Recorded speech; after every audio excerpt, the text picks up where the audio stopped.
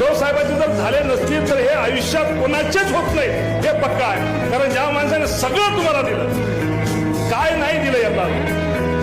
आता अशा माणसाचं आपण टिकत नाही. कारण मला मानणारा माणूस आहे आणि मला कर्म काय सांगते की बाबा ज्या बाळासाहेबांनी, ज्या उद्धव साहेबांनी 2009ला माझी काय अवस्था होती, त्यावेळेस काय ओमराजेनं ग्रामपंचायतीची तर निवडणूक लढवली होती का? ओमराजे काय नोंद चेहरा होता का त्या दिवशी?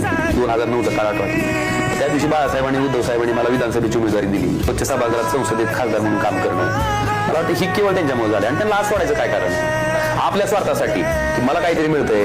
विरोधकांचे दिग्गज आहेत, त्यांना सांगितलं की ते दिग्गज दिग्गज काही नाही, त्यांच्या मागे ठाकरे घराण्याचं नाव होतं म्हणून ते दिग्गज होते.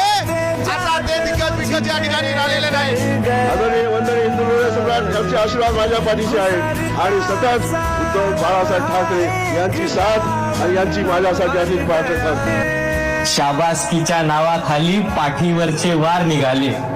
मग मी का दोष द्यावा त्या परक्या लोकांना? मग मी का दोष द्यावा त्या परक्या लोकांना? माझे तर आपलेच गद्दार निघाले.